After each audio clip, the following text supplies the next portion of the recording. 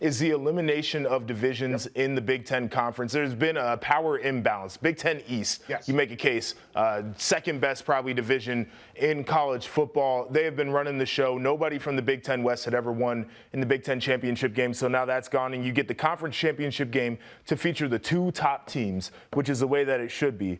Teams will also play every conference opponent at least 2 times in 4 years now, which I think is great. And one of the things that I hear a lot of guys lament is the fact that they didn't see certain teams even in their own conference throughout their college career. So I definitely like that. Now, we'll get into some of the details here, and then I'll open it up for discussion. But OSU is going to visit UCLA in 2024. They host USC in 2025. And then Michigan visits USC and hosts UCLA in 2024. So they're getting a dose of the West Coast teams right away. What are the biggest things to you that really stand out in this announcement?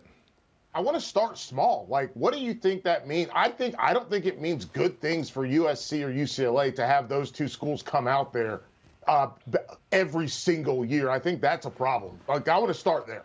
It's difficult, but I think there was also always the expectation that they were going to try to set up these matchups. Like, you want to put those brands up against one another. The thing that people fail to realize a lot of times when it comes to scheduling in college football, and specifically in conference, is if they have the ability, they're going to create the best matchups because they are producing a television show. This is a TV product. And so maybe it's going to stink for some of the West Coast teams, especially when they have to make the long trip over to the East Coast. We knew these things were going to happen as soon as it was announced that you were going to get USC and UCLA to the Big Ten. Yeah, no, I'm thinking about it from a recruiting standpoint. What are we doing? We're giving Ryan Day and Harbaugh an extra weekend every year where they can be there and they can go. Listen, you know it like I know it. Let's say it for the people. You're going to fly out on Thursday. Yes. You fly out on Thursday. On Friday night, those coaches, the GAs are in charge of the team, but those coaches on Thursday nights, they're shaking hands. They're making FaceTime with people. They're like, hey, man, we're going to be here every year, so you don't have to worry about us. We're going to be here. Your son can come play here, but we're going to take care of him. And you can always at least get to one game for his whole entire, family group to go to. And so I think that's a huge one.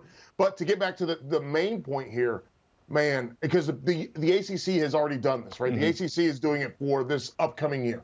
It's going to be it feels good. Like, it's the idea, like, in theory and you mentioned producing a television show. And as people that work in, obviously, as you're watching this television, I understand. Because if you're Purdue, you want Ohio State to come to you.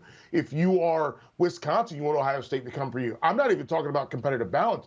It's about getting those brand names to come to you every other year or at least once every 4 years so that you have an opportunity to sell even more tickets. If you're Illinois, if you're Maryland, right? If you're Maryland, we got to get these guys over here. Yep. And so that's the way it works. But I'm going to tell you something. JP. I went and looked at Duke's football schedule. First year of non-divisional play in the ACC. They got Clemson. They got Notre Dame. They got NC State. They got Florida State. They got USC, and that's all. And they got Pitt all in one. Like, is this the smoke you want? Purdue or Indiana or Northwestern? Right, and that's what I was getting ready to bring up, right? Because you look at Purdue, who made a Big Ten championship game this past year. Yep. Illinois was extremely competitive. Minnesota's really been in that conversation as being one of the teams that were on the cusp. We've seen Northwestern do it a couple of times, as a matter of fact here.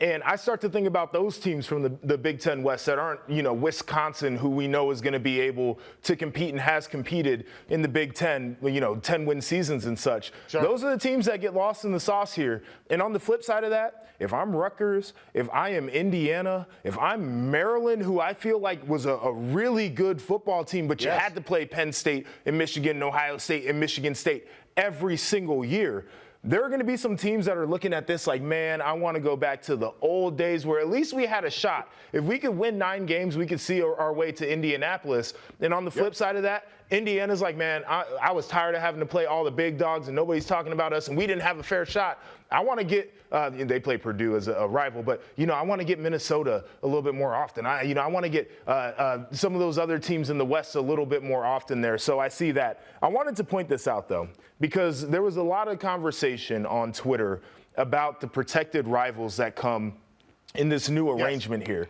And specifically Ohio State fans, and I'm tuned into Ohio State Twitter, they're whining and moaning about the fact that it's just Michigan as a protected rival, and they do not have Penn State, which has been a really good game. I think they've seen each other every year since 1993, but there have been some really competitive games there, and that one truly does feel like a rivalry, and I say that having played in that game. So I want to run through this. So Ohio State has Michigan, their only protected rival. Michigan has Ohio State and Michigan State, and that had to happen. Those are two legitimate rivals there. You have USC state legislature, like, we ain't doing this. Yes. It has to happen. You have USC and UCLA, and we knew that those teams were going to be rivals. That is a traditional thing. Penn State has no protected rivals in this thing. And so as I start to look at it, the biggest brands in the Big Ten, when you're talking about Ohio State, you're talking about Penn State, USC, UCLA, they've got one Michigan.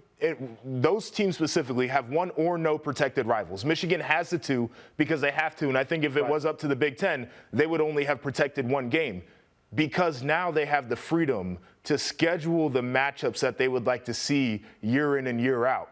This is not going to be like Iowa that's tied down, I believe, with 3 protected rivals. So they only have 5 other games or whatever the case is, 6 other games that they can go out there and schedule freely among the other Big Ten teams.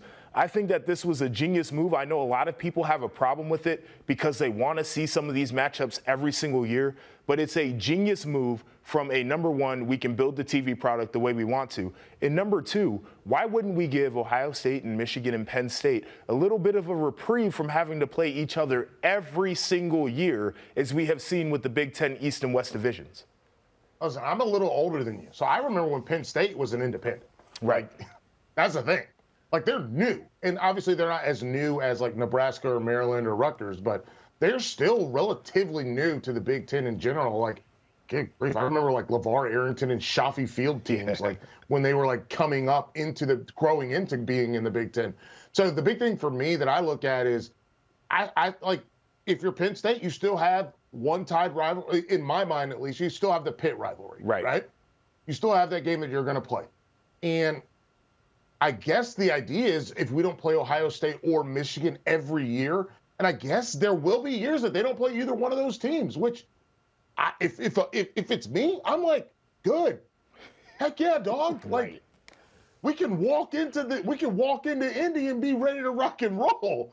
And so, like, but it's also, we don't get that game in Beaver State. We don't get that game in the stadium. Right. We don't get that game in the stadium. So that's the part that you're looking at. But at the end of the day, if you got an opportunity where your conference games you play Maryland, you play Rutgers, you play Purdue, you play Wisconsin, that's going to be a tough one for you. You play Iowa, okay, you got to go to that. You got to go to Nebraska or something. But at the end of the day, you have the opportunity to avoid these other teams, and then all of a sudden you show up with the best record in the conference or the second best record. Guess where you're going? Straight to the conference championship. And that's the thing, is I think that it gives a team like Penn State a better path to make it, right? Like, you win 10 games a year ago, win the Rose Bowl, and people aren't talking about you the way that they should because you lost to Ohio State and Michigan, 2 teams that went to the college football playoff, 2 of the best teams in America, and that's what you had to go up against. And this also creates some other paths to this new expanded playoff too, where you get some teams to have a little bit more of a favorable run throughout the conference, and you know that they're going to be great teams at the end of the year that probably should have an opportunity, but when you get beat up because you have to play the top dogs every year, I don't think we get to see the true value of these teams.